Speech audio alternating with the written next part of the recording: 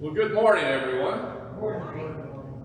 Good to see everyone here this morning. Good to have some of our regular members back. Good to see you, Phil. Good to have some visitors. We are glad you are here. We really are. I'm glad to have Matthew and Caroline, daughter Matthew and her husband, daughter Caroline. It's going to be a bad morning if I get that messed up. Daughter Caroline, husband Matthew with us. Today's their last day here. They are moving to Maryville in East Tennessee starting tomorrow, so we're going to miss them. Also glad to have son Chris and daughter-in-law Elsa here today, visiting up here from Memphis. Leanne is going to be on the road shortly, if she isn't already, to a funeral just north of Jackson. A friend of ours' mother died this past week. So a lot of moving parts and moving pieces. That's what we call life, it really is. We're glad you were here this morning. Let me start off and simply ask you a question. Why are we here? Why are we here? Why are you here?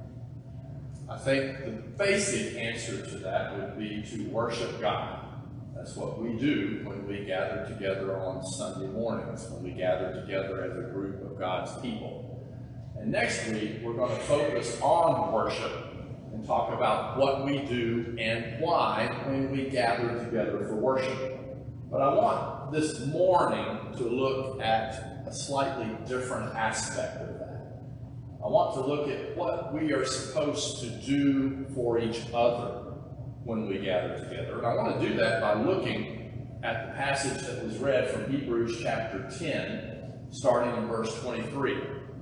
I'm freely going to admit that the approach I plan to take with Hebrews 10 is not the way I've heard it used nearly my entire life. But I really think that the attention that we will pay to the way things are worded in Hebrews 10, I really truly believe is closer to what the writer of Hebrews had intended. It's not something original with me, but I think it makes a great deal more sense. So take a look at it with me here this morning. Hebrews 10, picking up in verse 23.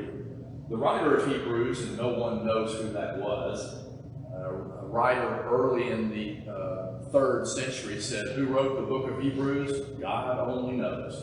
So some people have thought it was Paul or others. No one knows, even all the way back then, who wrote the book of Hebrews. But the writer has a great deal to say that's very important, and that is why it is part of our Bible. Let's pick up in verse 23. He says, let us hold fast the confession of our hope without wavering, for he who promised is faithful. This idea of hold fast is in a continuous mode. Keep on holding fast. You've got to keep holding on to the confession of our hope without wavering, so that it does not waver. You know, life throws a lot of things at us, and sometimes it's not easy to stay the course, to stay on track. We tend to sometimes waver and weave, as we might say. The confession, however, I think it's really important to note here, is one of hope. The confession of our hope. We do not have in any way a confession of despair. The idea of despair in the life of one of God's children is really something that should not be there, although I know it does show up in the lives of God's people, his family. It really is not supposed to be, because of all people breathing on the face of the earth today, those of us who are members of God's family should be the ones with hope. With hope. And so it is a life of hope, a confession, a profession of hope as we go through our daily walk. What is that hope in? It's in the promises that are better than the ones God gave earlier to his people.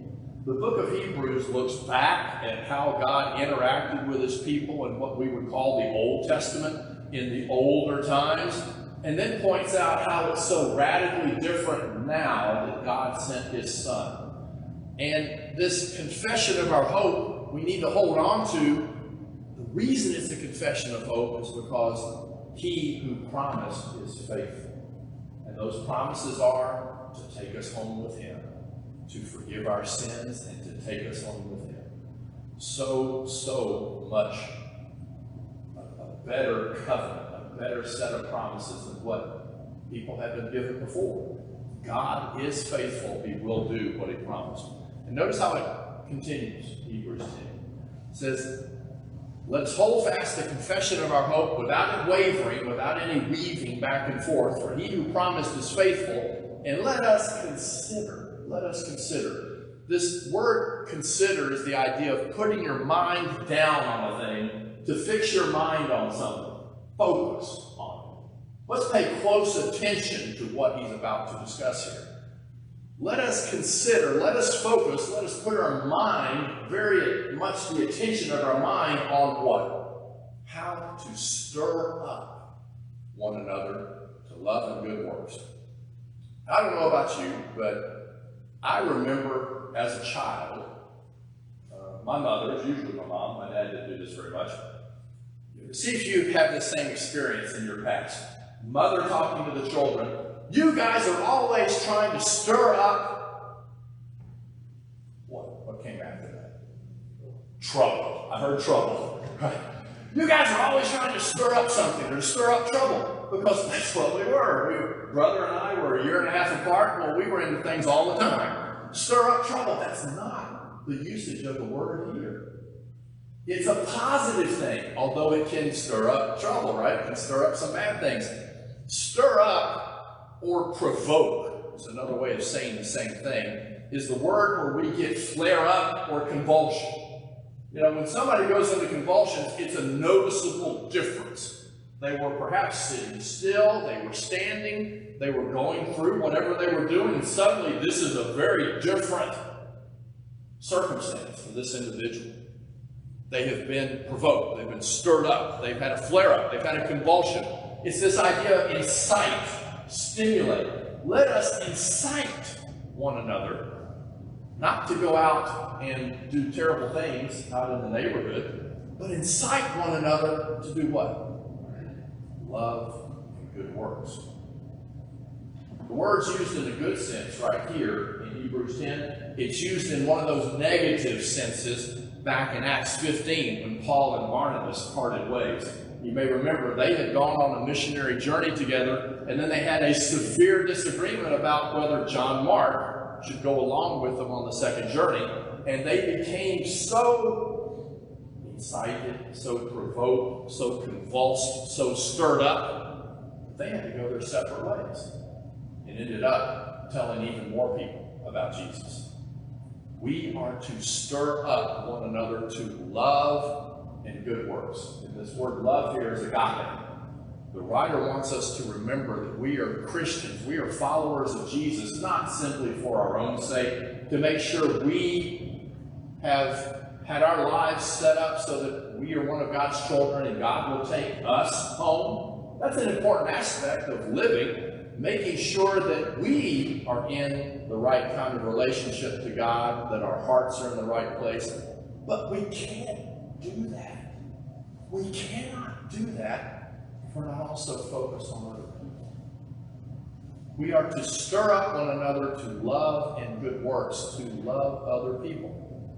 No one ever saved their soul who devoted their entire time and energy to save it.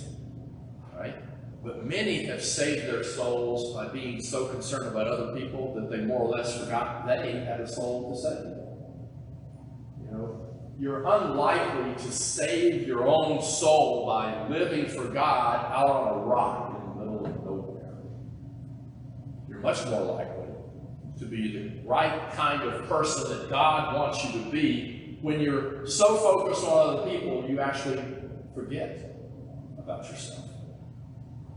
It's easy to drift into some sort of a selfish Christianity where we're doing these things for our own selves. But that really, really has to be a contradiction in terms. How is it possible? How can there be a selfish Christian? Jesus was not selfish. And I'm supposed to be living my life following his example. Paul was following Jesus. Paul wanted us to follow him. We are to follow Jesus. You can't be selfish. Focusing on, what's the phrase? Number one, or focusing on yourself.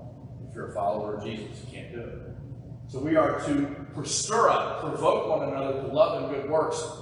Good works means that we really have to pour ourselves into service. And that's one of the things I really, really love about Lindsley Ave. Earl read the list of things that we're involved in just the next 2 weeks. Big time stuff. A live scene getting people to focus on the birth of Jesus. Was Jesus born in December? Almost certainly not. Is most of the world, if they think about Jesus at all during the year, going to be thinking about Jesus in December? Absolutely. And perhaps by having them focus on Jesus as a baby, we can encourage them to think about what Jesus did for them when he was an adult. We've got the ability to help a classroom, a grade of young students that could really use help. We've got the ability to encourage people who have graduated from a class in somewhat financial literacy, which is not an easy thing to get if you don't have it modeled to you as you grow up. Encouragement across the parking lot. You've got all these beautiful little young people who have sat right here on these front rows of the pews, ready to watch a VeggieTale movie. They had been studying about the ocean. And when I was able to talk to them, I said, I hear you studying about the ocean. What's in the ocean? Remember one little boy said, sharks. Of course he did, right? And I told them there was a book in the Bible that focused on the ocean and had a big giant fish in it. And that's what the VeggieTale movie was about. Being involved with our community. Being involved with good works. Good works. One way we can do that is to set a very good example. If I am involved in good works, if you are involved in good works, we encourage each other by our example of being busy in what God wants us to do.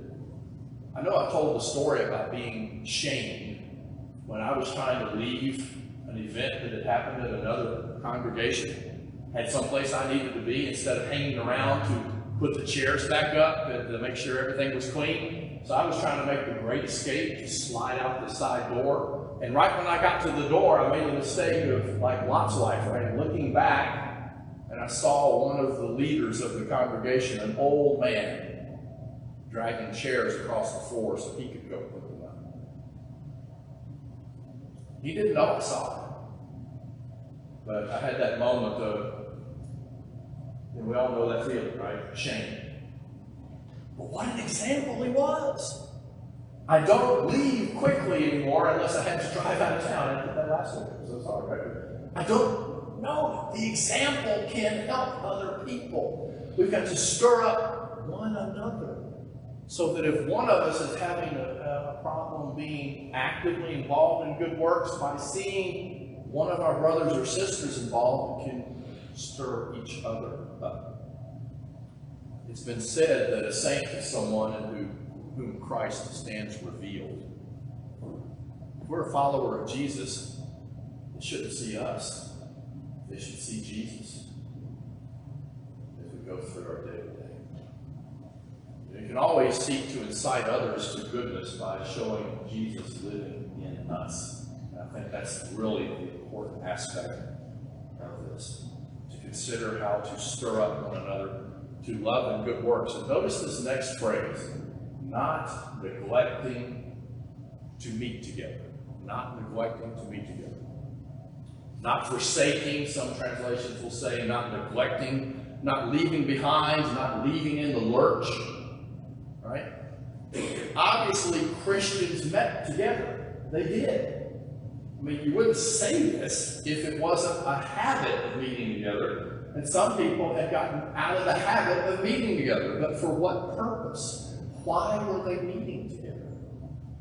Meeting together was a primary place, perhaps the primary place, where people were stirred up and provoked to love each other and to engage in good works. That's what the writer is saying right there. Let us consider how to stir up one another to love and good works. How will I do that if I'm out and about and I'm not with other people who, by their example of love, their example of concern, their example of being involved in good works, are not visible to me? When I'm having a bad week, it helps me to see the smiling face. It helps me to see someone else who has the courage to go through their day. It helps me to see someone else who loves them. And he then follows right after, stirring up one another with not neglecting to meet together. If you don't assemble, you can't get stirred up with the language the writer is using right here. One of the primary reasons we get together is to incite one another to love and good works. Now, absolutely, the purpose for which we come is to worship God. We're going to talk about that next week. Don't get me wrong.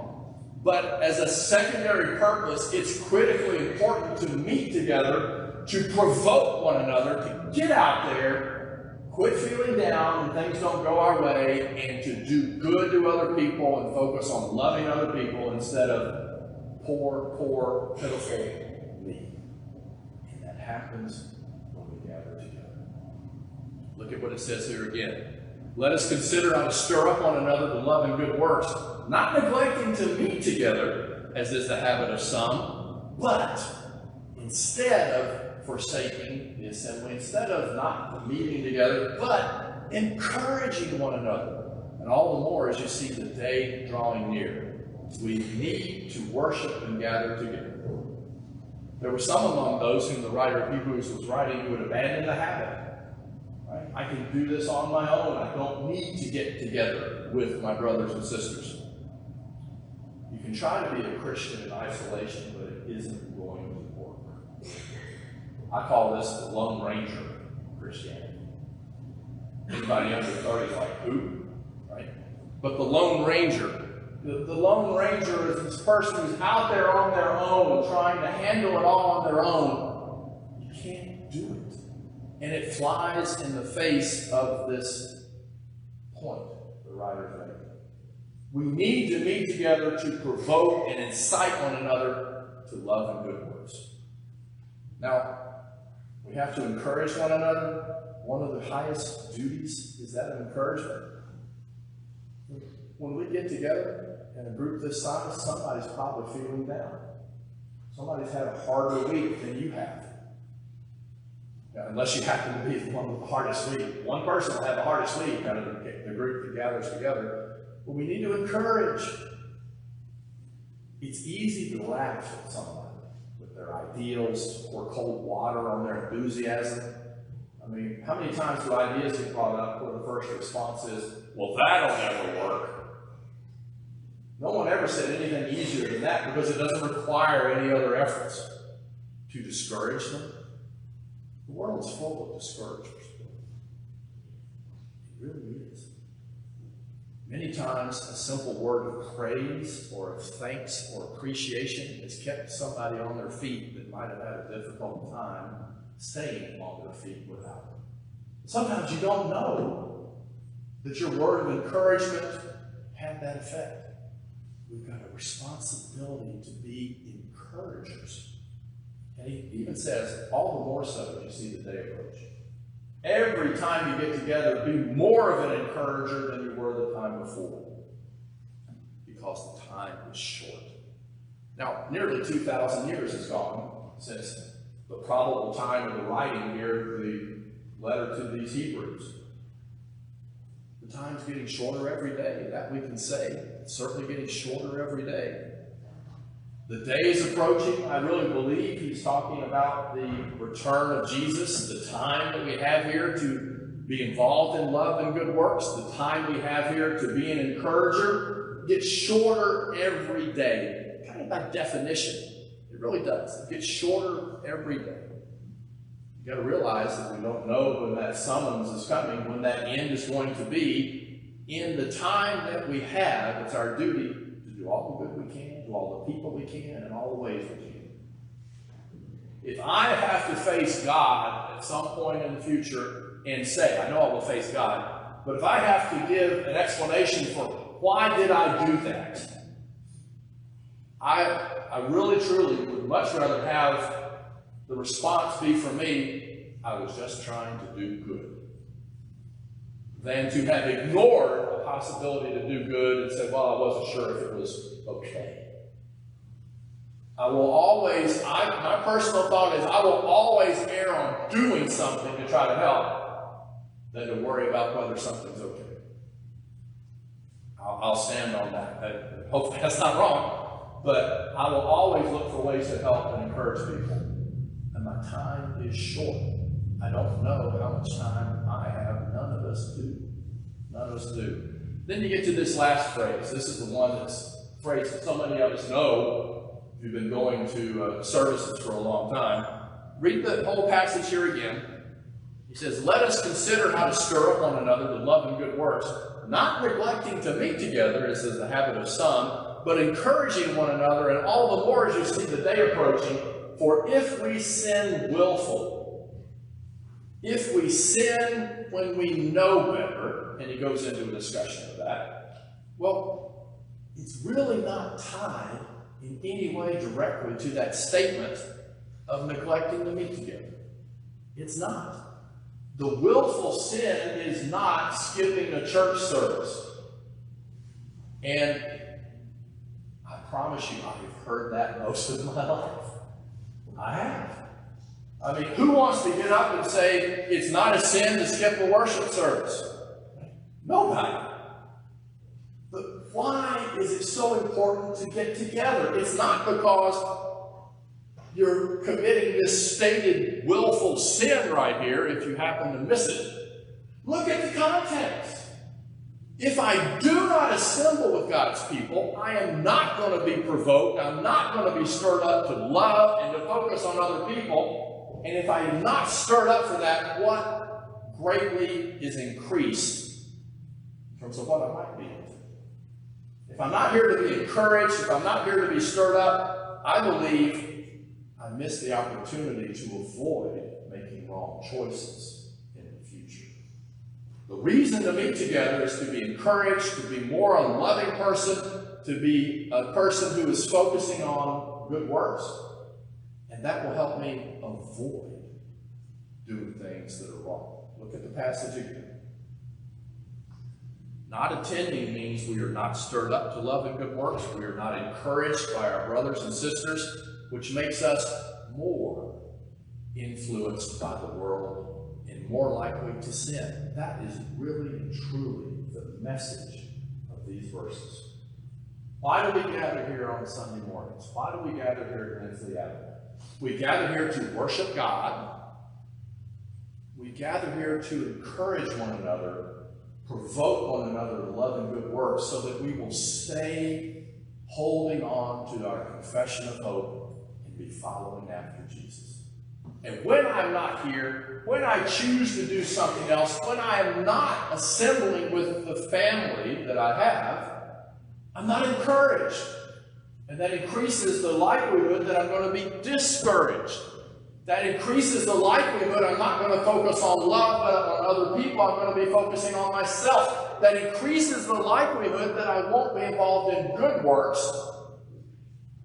And the opposite of all of those are things that we don't want to be involved in. The message of this passage is to provoke one another to love and good works and encourage one another by gathering together when we meet to worship God. So, why is life so hard? Why do we need encouraging? Well, we all know why life is so hard.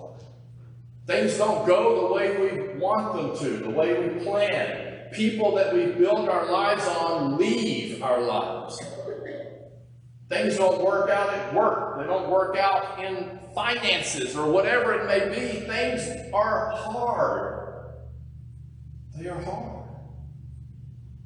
By gathering together, we share with the burdens that each of us have. We hopefully bear one another's burdens and make life easier for our brothers and sisters by love and provoking them to good works. It's also not easy to be away from home. We all tentatively know that. We know what it's talking about. It's not easy when you're away from home. I remember dropping off people at college. It's like, whoa, pretty big change. I'm not going to, be going back to where I have the big giant stuffed teddy bear sitting on the room that's been there since I was 5. Well, remember, we are all away from home because this world is not our home. Our home is with God. We're not there. We are merely strangers here below. And it's hard because we're away from home. And we are also away from home because of our choices.